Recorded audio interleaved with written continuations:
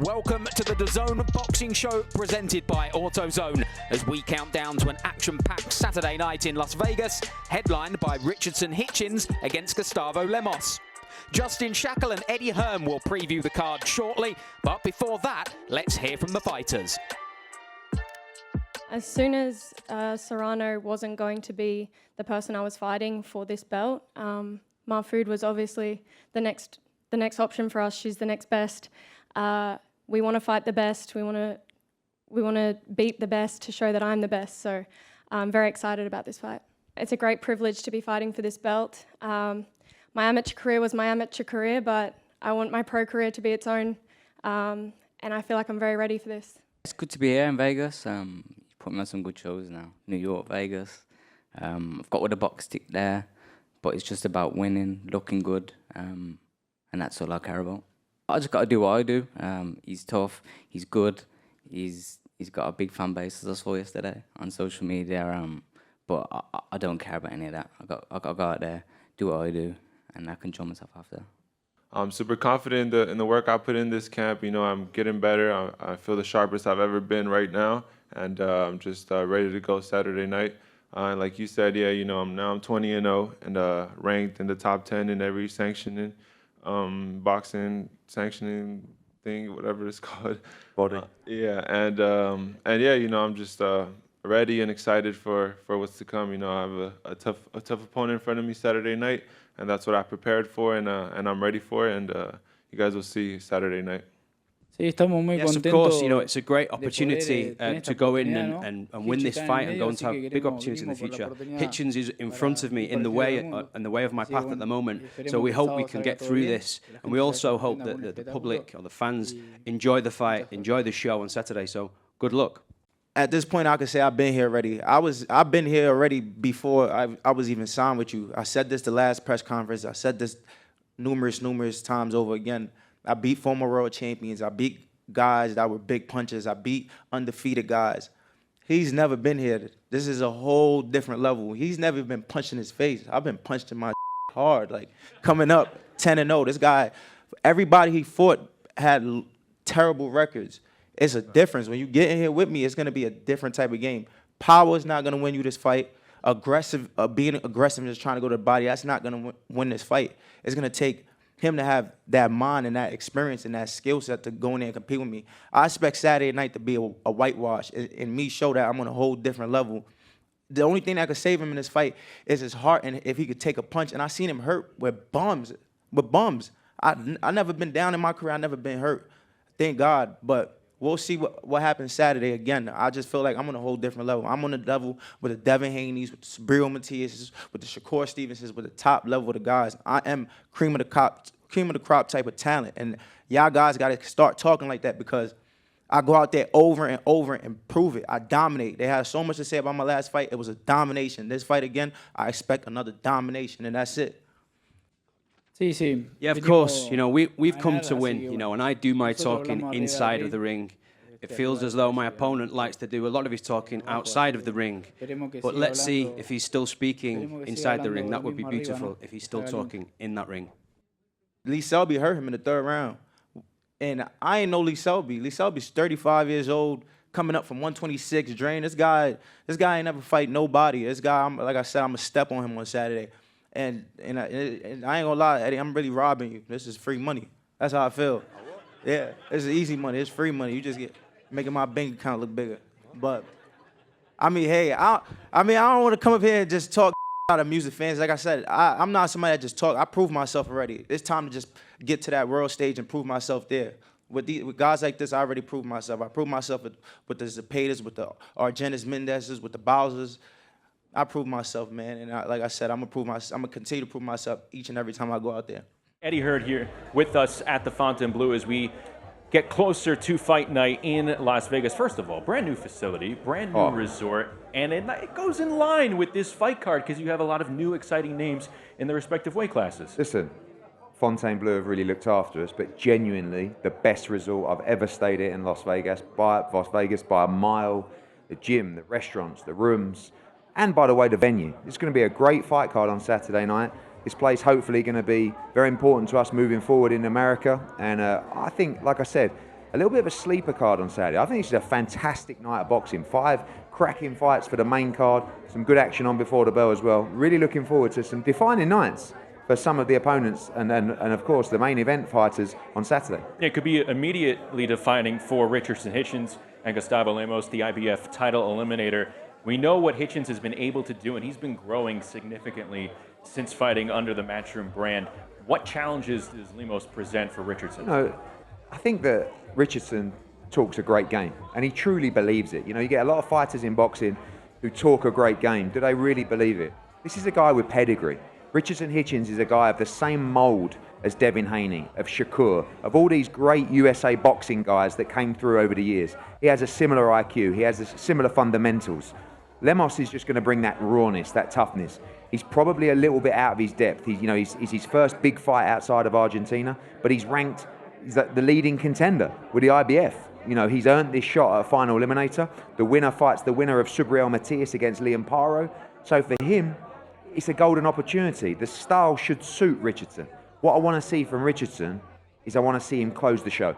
He really did school Jose Zepeda, but he couldn't get him out of there. Against this guy, I want you to soak it up, show your boxing IQ, break him down, beat him up, get him out of there, stand on the corner post on Saturday and call out those big names, because the big time boxing is coming for Richardson Hitchins. He's a star of American boxing. Yeah, time and again, we always talk about the need for fighters to impress, but when boxers are so close to earning what they want, how important is that? You mentioned that, but for matchmaking purposes, for putting it out there. Look, I mean, you look at Hitchins, you look at Pacheco. They're both, I was talking to Jose Benavidez last night. Yeah, we want Charlo, we want Plant, we want Belanga. I'm like, these are the kind of fights where you can really slip up. You got 20-0 against 15-0. You got 17-0 against 29-0. You got 81-0 in the main event and a co-main event. Like, these guys are no idiots. They're there to change their life. They're going to be throwing down. They're going to give it everything. And for Diego, sometimes you can just overlook these kind of fights because you're thinking about the next headline in Los Angeles. Focus on Sean McCalman, which he will do. Coming off a good win, he's a good athlete. But you're going to see, in my opinion, you're going to see 2 outstanding US fighters that are going to be around for a long time. These 2 are young men that are going to be, in my opinion, ruling divisions for a long time to come. In that win over Caceres in Los Angeles, Pacheco, the headliner there, he admitted he took some flush shots for the first time in a real fight, and the defense was something that he worked hard on during training camp. What other finishing touches do you have to kind of see from Diego for other fighters to sort of worry about him as a complete fighter? I think that sometimes, again, when we signed Diego from 17 years of age, I sometimes look at him still as that young man. I'm like, are you tough enough? And in the Caceres fight, we saw him come through that just little spell of 1 or 2 rounds in the middle stages of the fight where he was getting hit too much. He came through the other side, he soaked it up, he showed a good chin, and he knocked Caceres out in stunning fashion. So really, when you have the fundamentals, you have the power, and you have everything else, the only thing you need to show me is how tough you are. And the Caceres fight went a good way to doing that. There's still another level of toughness. I believe Diego Pacheco, if he has that dog in him, which I know he has, I don't know if you've seen the size of his Great Dane, but this kid's going to be, as I said, around for a long time. I used to look at him and think this guy was going to be a cruiserweight. To see him stay around that 168 limit and to see him make that weight well, is so exciting because, those names that I mentioned, Belanga, Plant, Charlo, Benavidez is obviously in the same team, but there's so much action around 168. Once Canelo Alvarez probably exits the sport in a year or 2, all those belts are going to go up in the air, and Diego's going to be right there, ready to challenge for them. And it's something we don't talk about often with Diego, how easily it makes it seem to make 168. Yeah. And here he is again, no problems, obviously going up. Like McCalman's a big guy, yes. And then you see these 2 go head to head. Diego's a monster, and he will be 175, no doubt about that in time to come. But right now, I'm looking forward to the 168 charge. All right, Galliafai going up against, I feel like a similar fighter profile like Rocco Santamaro, who he outboxed in his last fight in December. Here you have got to a tough Argentine. Yeah. Am I accurate in that assessment? Is it kind of a similar profile? I think this is a more exciting fight. I think Rocco San Martin was a little bit older. He had a little bit less ambition. He was unbelievably tough, and that's what I said to Galao. Like, Galao hit San Martin with everything and couldn't get him out of there. This guy comes with good support from Argentina. He's a very, very big puncher. And they're all tough down there in the flyweight and super flyweight divisions. Galao, who is still learning as a professional, is moving like a train. Honestly, like, I love the fight with Quadras. You know, we talked about the fight with Sonny Edwards. Galao is 1 or 2 fights away from all of those fights. He's going to be around for a long time at flyweight, at super flyweight. His dream is to be a multi-weight champion. You saw him win gold in Tokyo in the Olympics. This is a class operator. It's going to be a great fight, by the way. It's going to be all action, because every Galao Yafai fight is all action. And Gauto is coming to bring it on Saturday night. And that'll be a real entertaining scrap. Another very experienced pro in front of Gal Yafai for Saturday. And we have a world title at stake in our opening bout on the main card. Sky Nicholson going up against the former champ Sarah Mahfoud. Nicholson has clamored for these tough tests. She seemingly had it in Lucy Wilder, and we saw what she was able to do there, answer the critics over in Ireland. Now in front of her as a former champ.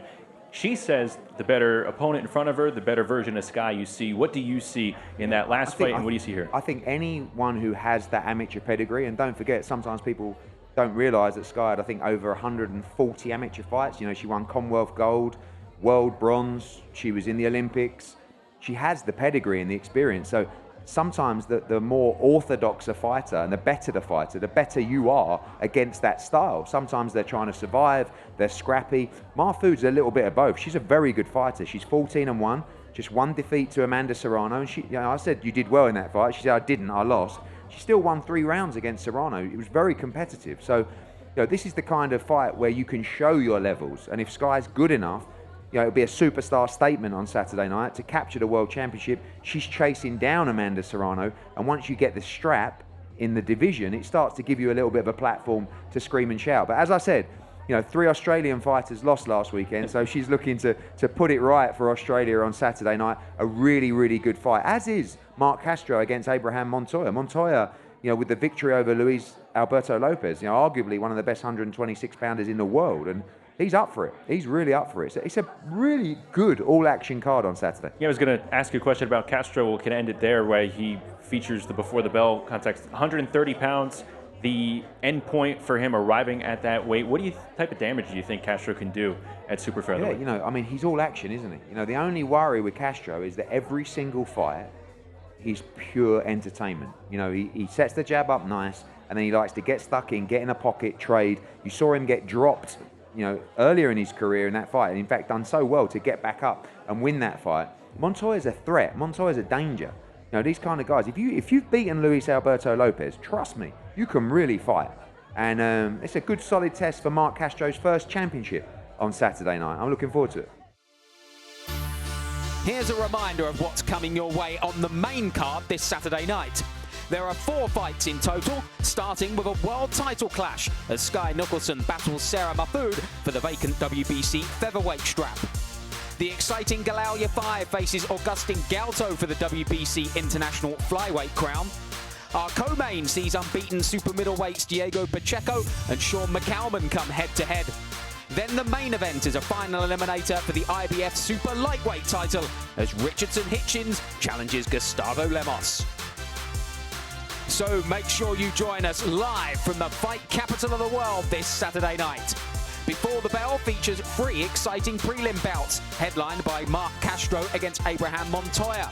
Then the main card comes your way at 8 p.m. Eastern. That's 1 a.m. for viewers in the UK and Ireland. So pop some coffee on, because this one will be well worth staying up for.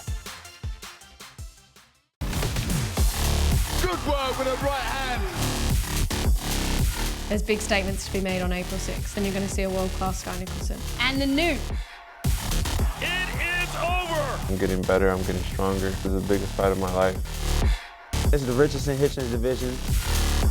I'm here, and I'm just knocking at their door.